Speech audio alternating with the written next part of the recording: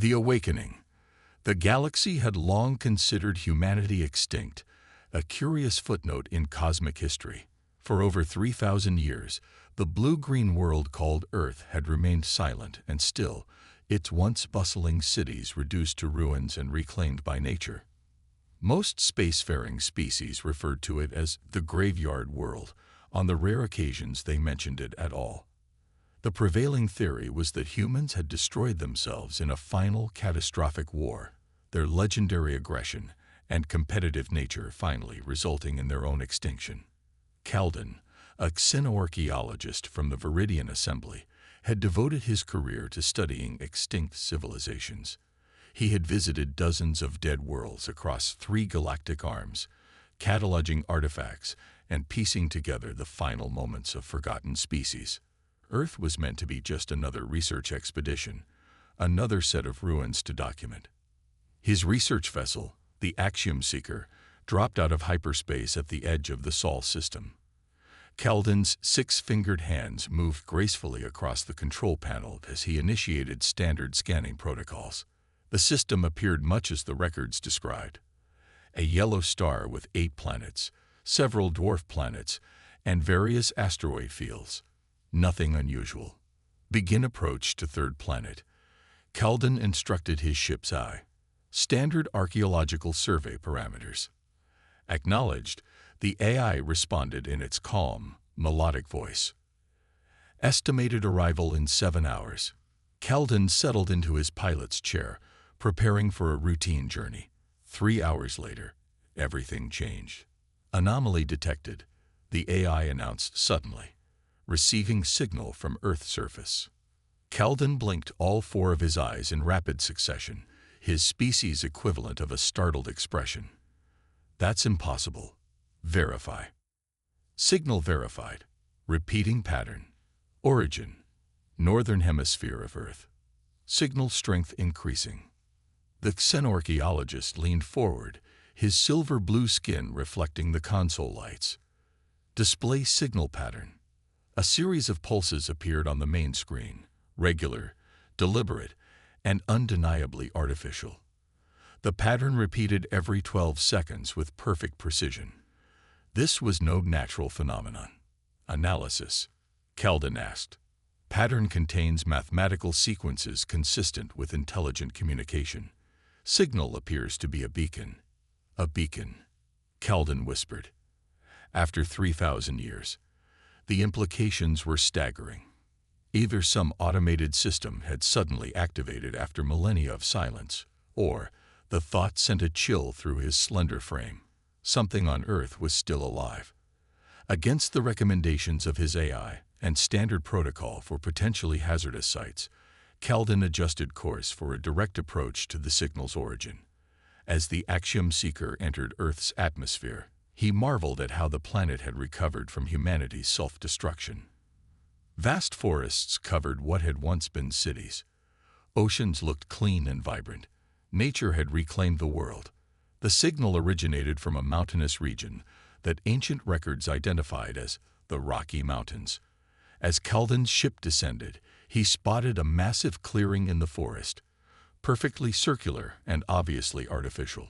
At its center stood what appeared to be a simple stone monument, weather-worn and ancient.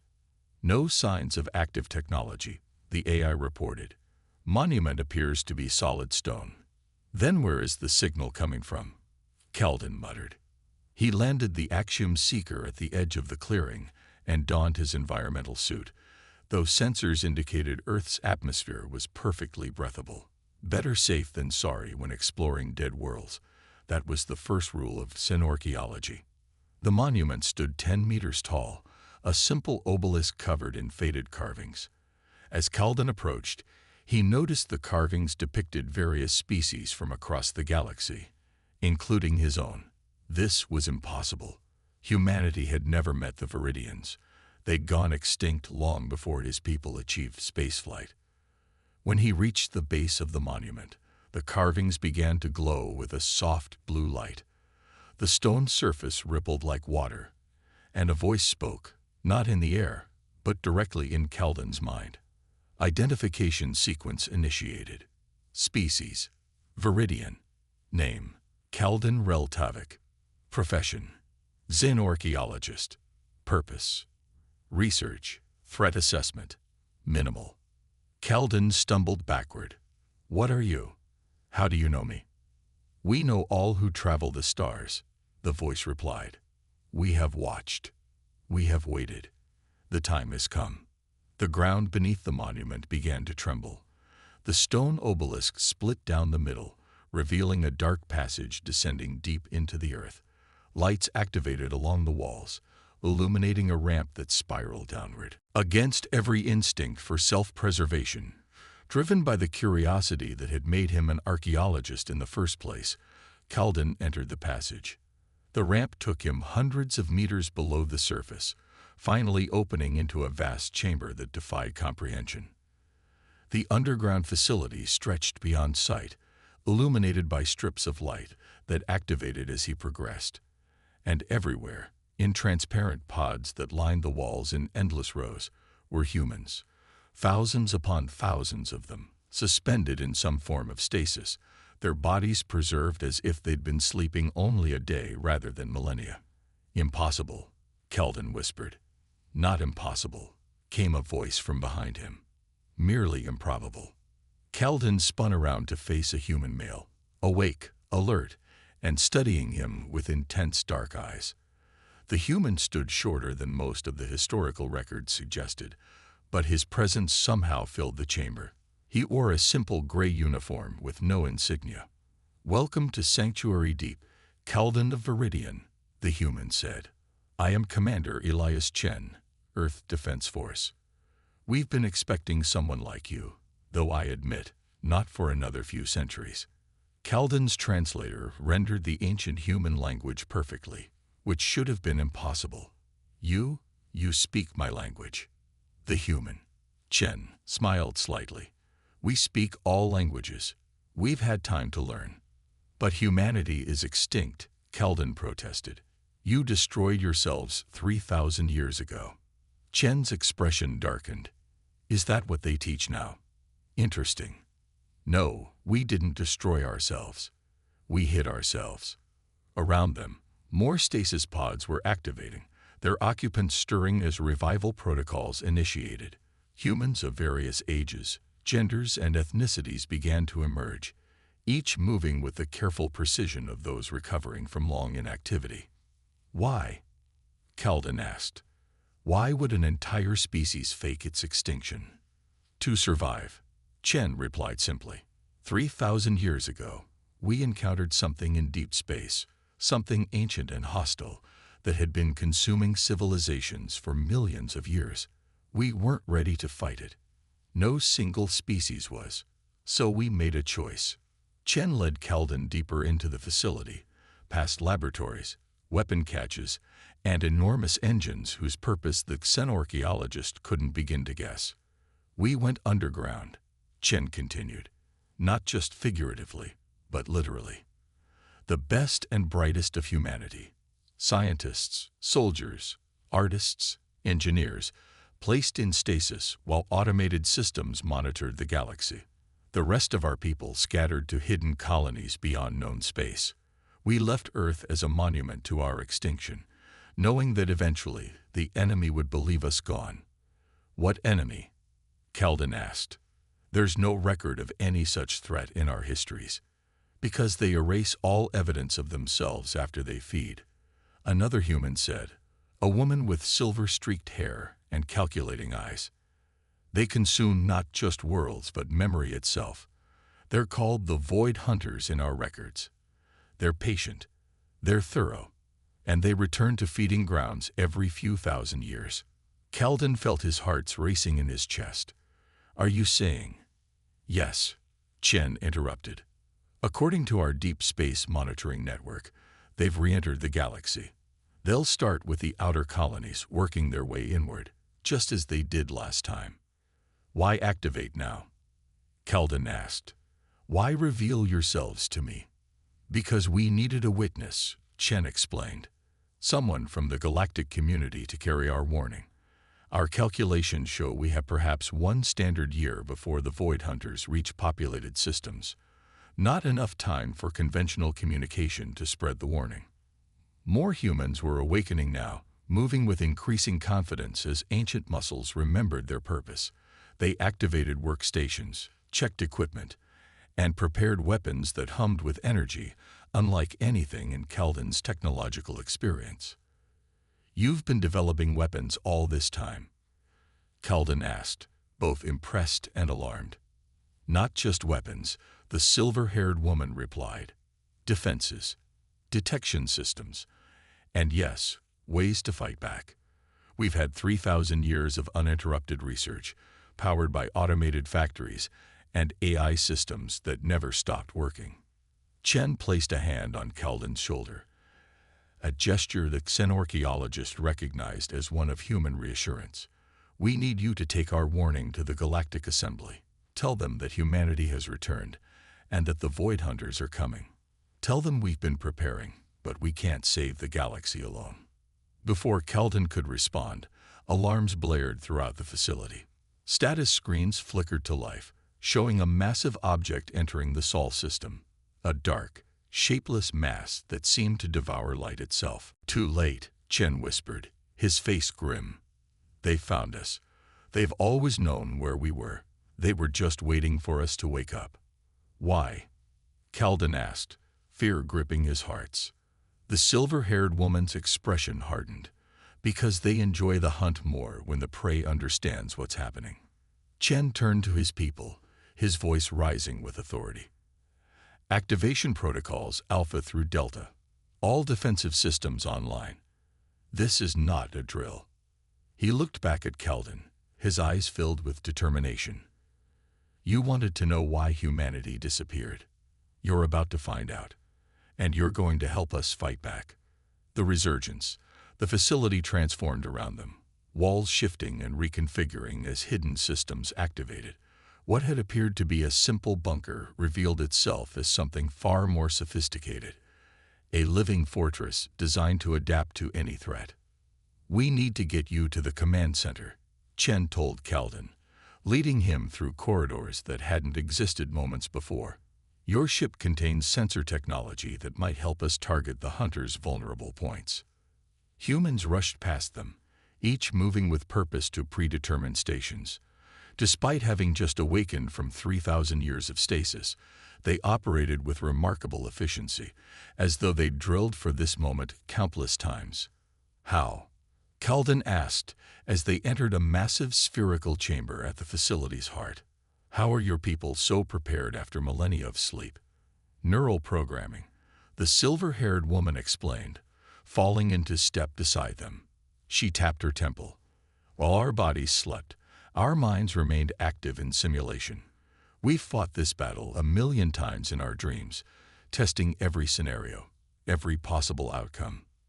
The command center buzzed with activity, holographic displays showing the Void Hunters' approach. The entity had resolved into a more definite shape now, something like an enormous jellyfish constructed of darkness itself, trailing tendrils of void energy that seemed to unravel reality where they touched. "Commander Chen," called a young human from one of the stations. "Hunter will reach Earth orbit in 17 minutes. Defense satellites activating." Chen nodded grimly. "Begin evacuation sequence for non-essential personnel. Activate the Lazarus protocol." Kelden looked around in confusion. "Evacuation? To where?" "That thing is between us and escape." The silver-haired woman, who had introduced herself as Dr. Elise Nakamura, chief scientist, smiled thinly. "Who said anything about going up?" At her words, the floor beneath them shuddered. Through a massive viewport, Kelden watched in astonishment as the Earth itself began to split, revealing something enormous rising from even deeper underground. "Is that?" he began. "A ship," Chen confirmed. "The largest ever built by human hands. The Resurgence. 3 kilometers long, 1 kilometer wide, with enough firepower to challenge a small fleet. We built it while we slept, atom by atom, using automated factories powered by Earth's core." The massive vessel continued its ascent, shedding soil and rock as it rose. Its design was unlike anything Kelden had ever seen, part organic, part mechanical, with flowing lines that suggested both elegance and terrible purpose. "Not all of us will board," Chen explained. "Some will remain to activate Earth's defensive grid, but the resurgence carries the seed of humanity's future, genetic banks, historical records, and 20,000 of our best and brightest in stasis pods." "You're abandoning Earth?" Calden asked. "Not abandoning," Dr. Nakamura corrected. "Using it. Watch."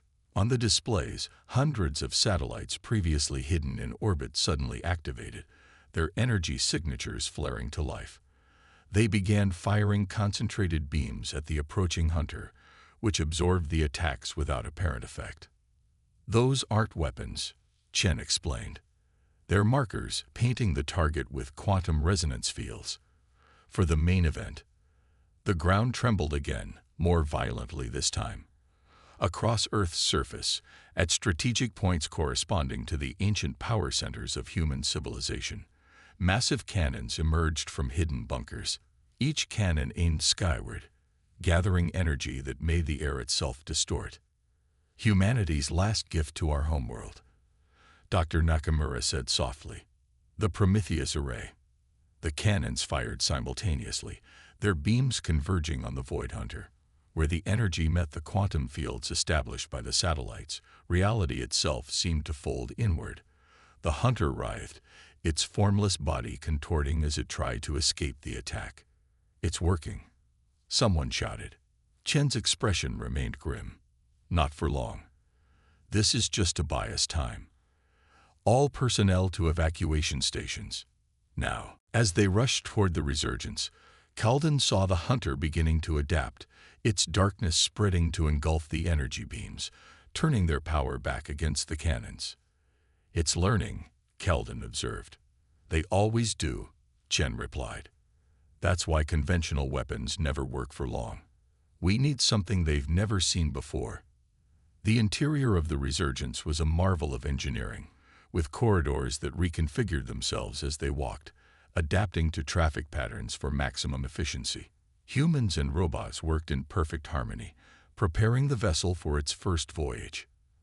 They reached the bridge, a cathedral-like space dominated by a neural interface web suspended from the ceiling.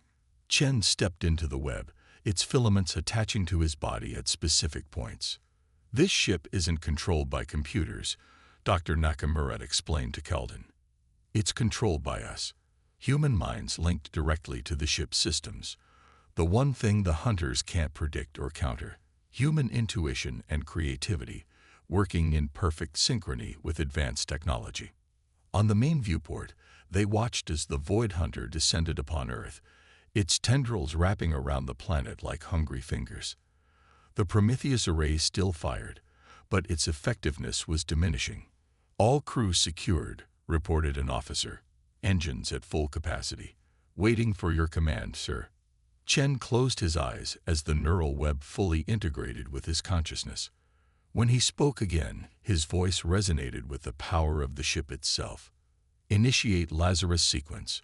All hands brace for temporal displacement." The resurgence shuddered as its engines activated, not with fire or conventional thrust, but with a ripple that distorted spacetime around the vessel. The ship didn't so much fly as slide between moments, emerging above the Void Hunter while simultaneously appearing to remain where it was. "Quantum superposition drives," Dr. Nakamura explained to a stunned Calden. "The ship exists in multiple states simultaneously. The hunter can't attack what it can't definitively locate." The resurgence fired, not conventional weapons, but streams of concentrated reality itself, solidified and weaponized against the creature that fed on existence. The hunter recoiled, parts of its amorphous body crystallizing on contact with the beams. "It's working," Calden exclaimed. "For now," Chen replied through the neural interface, "but not for long. Watch." Sure enough, the hunter began adapting, its darkness absorbing and nullifying the reality beams. It turned its attention from Earth to the resurgence, tendrils of void energy reaching toward the ship. "Phase 2, Chen commanded. The resurgence's hull reconfigured, sections opening to reveal thousands of smaller craft. They launched simultaneously, each piloted by a human consciousness uploaded into a synthetic body, sacrificing physical form for perfect neural integration with their vessels. The Valkyrie Squadron, Dr. Nakamura said, our best pilots, given new bodies that can withstand forces that would kill organic humans. The smaller ships swarmed the Hunter, firing weapons that seemed to cut through its darkness like knives through smoke. They moved with impossible precision, adapting their tactics faster than the Hunter could respond. They're coordinated by a shared consciousness, Dr. Nakamura explained. Each pilot maintains individuality, but can instantly share information with the entire squadron. It's how we fight something that adapts. We adapt faster. For a moment, it seemed humanity might achieve the impossible, a clean victory against an ancient enemy. But the Hunter had survived for millions of years by being infinitely adaptable. It suddenly contracted, drawing all its mass into a dense core, then exploded outward in a wave of anti-reality that engulfed half the Valkyrie Squadron, erasing them from existence. Ken's face contorted with pain as he felt each loss through the neural web. Final option, he gasped. Initiate Prometheus convergence.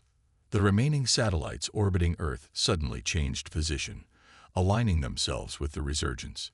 The cannons on the planet's surface adjusted their aim, targeting not the Hunter, but the ship itself. What are you doing? Keldon demanded. Creating a lens, Dr. Nakamura explained, her voice tight. The ship will channel Earth's final attack. It's the only way. Energy from the planetary defense grid streamed toward the resurgence, which absorbed and concentrated it through specialized systems. The ship began to glow with power that threatened to tear it apart. Shields failing, an officer reported. Hull integrity at 30% and dropping. Hold, Chen commanded, his body arching in pain as the neural web transferred the ship's damage to his own nervous system. Just a little longer. The Hunter sensed the threat, abandoning its attack on the Valkyrie Squadron to focus entirely on the resurgence. It enveloped the ship, trying to smother the gathering energy. Now, Chen shouted. The resurgence released its accumulated power, not as a beam or explosion, but as a fundamental rewriting of local physics. Space itself inverted around the Hunter, turning its own nature against it. The creature that fed on reality found itself becoming more real, more solid, more bound by the laws of physics it had previously transcended. The Hunter thrashed in what appeared to be agony as it solidified into a crystalline structure, beautiful and terrible in its complexity. The remaining Valkyrie craft converged on it, firing conventional weapons that now, finally, had effect. The crystal structure shattered, fragments dispersing into harmless dust. Silence fell across the bridge of the resurgence. Chen sagged in the neural web, exhausted but alive. The ship had survived, though heavily damaged. Is it over? Keldon asked. This one is, Chen replied weakly as medical teams rushed to extract him from the web. But there are more. Many more. This was just a scout. As the resurgence limped away from Earth, now scared by the battle but still alive, Keldon looked at the humans around him with new understanding. They had sacrificed everything, including their homeworld, to prepare for this moment. They had hidden for 3,000 years, not in fear, but in preparation. What now? He asked Dr. Nakamura as they watched Earth recede on the viewports. Now, she said, we take the fight to them. Earth was just the beginning. We have colonies hidden throughout the stars, each with facilities like Sanctuary Deep, each awakening, each ready. Chen, supported by medical staff, made his way to Keldon. Your ship is in our hangar. You need to return to your people, warn the Galactic Assembly. Tell them that humanity has returned, and we bring with us the knowledge to fight an enemy they didn't even know existed. I will, Keldon promised. But they'll ask, why should we trust humans? The stories say you were violent, unpredictable. Chen smiled tiredly. Tell them this. For 3,000 years, we could have conquered the galaxy. Instead, We watched from the shadows, protecting species that never knew we existed. We've earned our place among the stars, not through dominance, but through sacrifice. As Calden prepared to depart, Dr. Nakamura handed him a small device. Our gift to your people. Technology to detect the hunters before they attack. The first step in humanity's return to the galactic community. Aboard his ship, pulling away from the massive resurgence, Calden looked back at Earth, the world everyone had believed dead. The humans had sacrificed their homeworld to protect the galaxy from a threat no one else had recognized. They had hidden not from weakness, but from strategic necessity. As he plotted a course to Viridian space, Calden composed the message he would deliver to the Assembly. Humanity's long slumber is over, and they didn't come back to conquer us. They came back to save us all.